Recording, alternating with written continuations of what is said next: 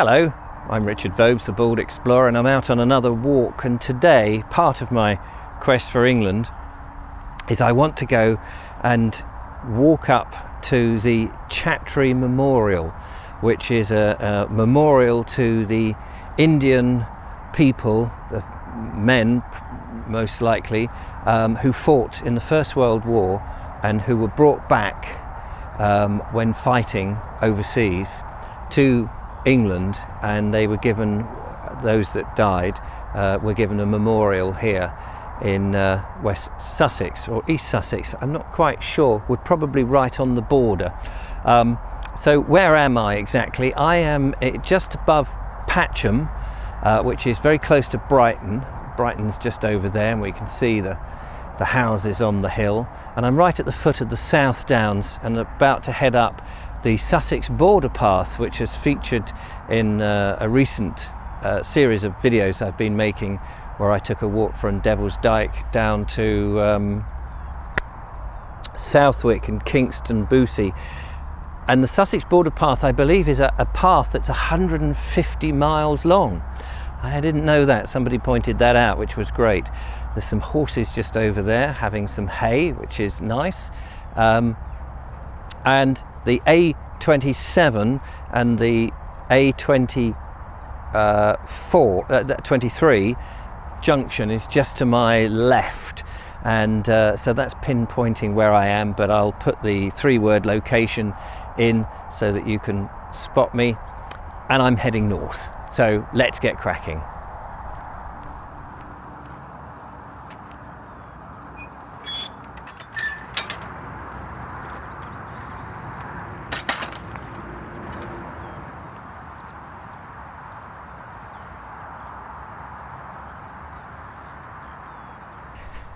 I heard on the weather forecast today, later on there's going to be rain and thunderclouds and lightning and storms.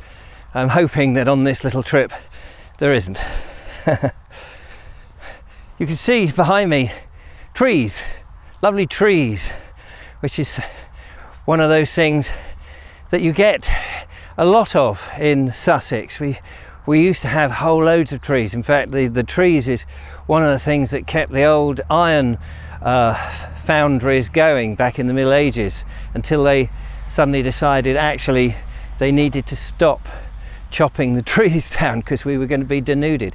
But we're just getting onto the sort of north part of the downs here above Brighton, if you like, well, from the south coming northwards. And this is where the tree lines basically stop, because there are very few trees. Yes, you've got some hawthorn, you've got some scrub, and some blackthorn and that sort of stuff. But this whole area is actually quite denuded on trees. And as you'll see, a lot of it is agricultural land now, which is a bit of a shame. But it still has its own beauty. Aha! Here we go. We now have the first sight of the Chattri, and it's this beautiful, it's like a rotunda thing. I don't know how you, what the architectural word is. No doubt I'll find it. If I do, I'll stick it on the screen. The memorial, which is up there, just down from the clump of trees that you see on the right-hand side, and that's where I'm going. So that's it looks to me like about 1.5 miles up there, something like that, which will be fine. But whilst I'm here, over here there's a whole load of black bags that are filled, I think filled with cut grass, which is to make silage. I'm learning about the difference between silage, haylage and hay, and I'm thankful to one of my viewers for helping me out there by pointing those things out.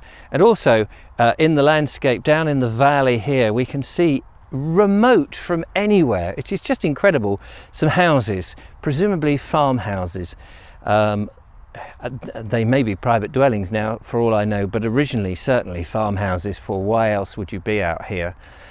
We've got the lovely horses which are in the field next to me, and there's just this wonderful warmth and feeling of open space, which is what I love about the Downs.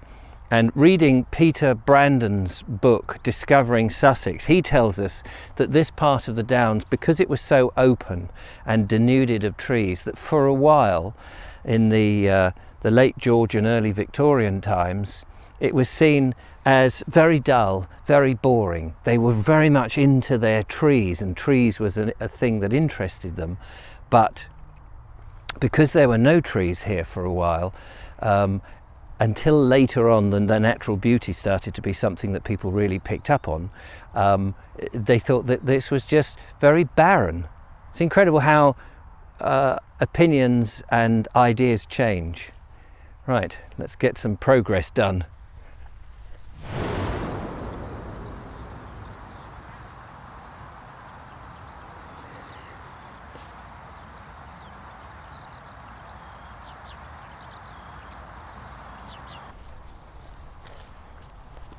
Luckily this is land access, so the sign said, so you can wander a little off the path. And I just come up here to have a look at these rather beautiful cows or cattle feeding away again on some hay, which is just lovely to see on this very warm, humid day.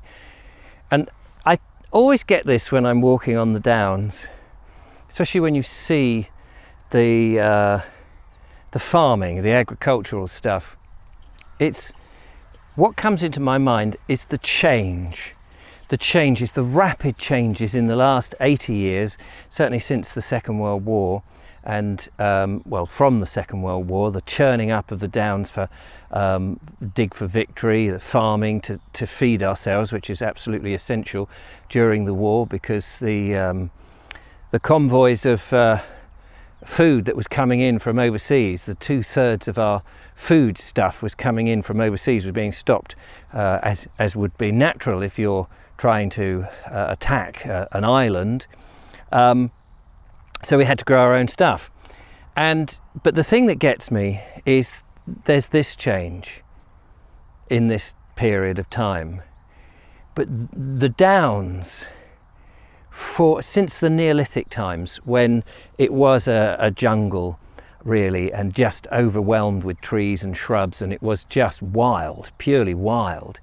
Whereas it's since the Neolithic times when they started to clear it and to begin to farm, and then when the Saxons came in and the Romans came in, and more of the landscape was cleared of trees, but you had pasture land, you had wild flowers, you had such diversity on the land, and so much now has gone, and I think we take it for granted. We see it and we think, oh, it's so beautiful, but what we don't really see is how much more beautiful it once was.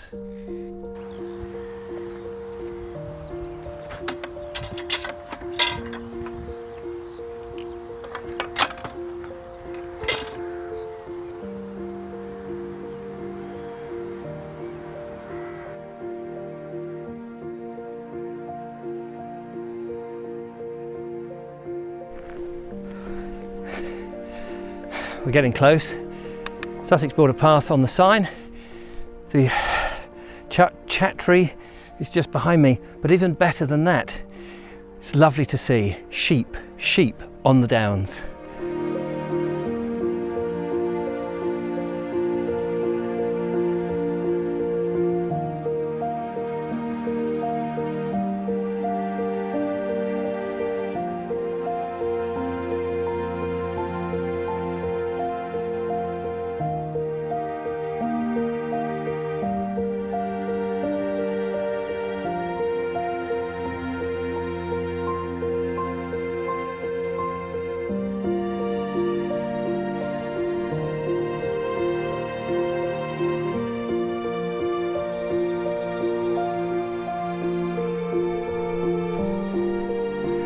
I'm one for getting off the path occasionally and just looking about.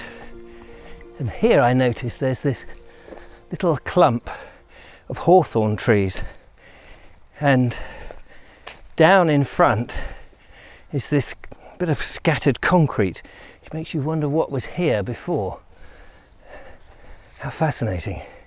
And also, as I made my journey across here, I was also looking at the downland, at the wild flowers on the pasture.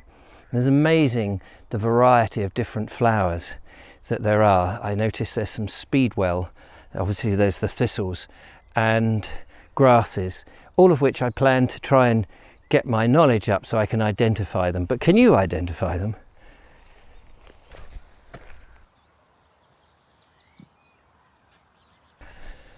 Yes, old lumps of concrete deposited here, who knows, perhaps 100 years ago. Makes you wonder, there's obviously some sort of construction, I don't know, speculating now. I wonder if this was the part of the concrete pier that was used. The Chattri is just over there, just behind these trees, in a beautiful spot. But I wonder if this was dumped here because perhaps they used this to set up where they actually burnt the coffins, and obviously they didn't want that left. They couldn't be bothered to take them off the downs, maybe, and just brought them in here where they've been dumped. I can't think what else it is. The trees planted around it hides them, makes a beautiful setting for the Chattri. Let's go and have a look at it.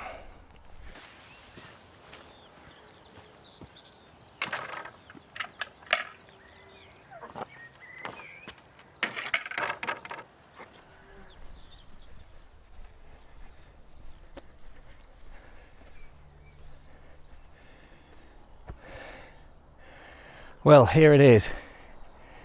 This is the, excuse me, the monument to the Indian fighters during the First World War. As I said at the very beginning, India was part of the empire then, and as we'd gone into a world war, we were gathering our different parts of the empire to assist us to stamp out evil.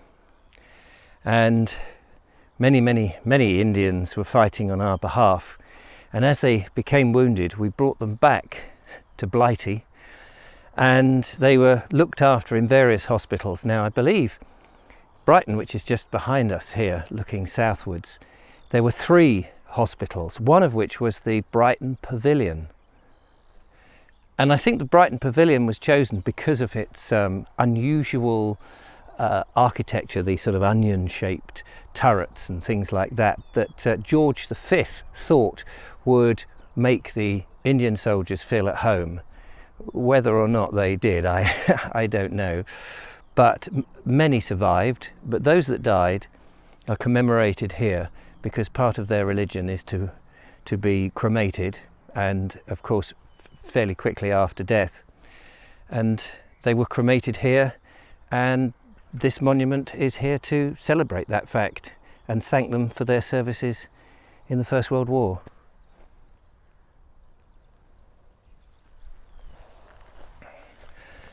Well, there we go.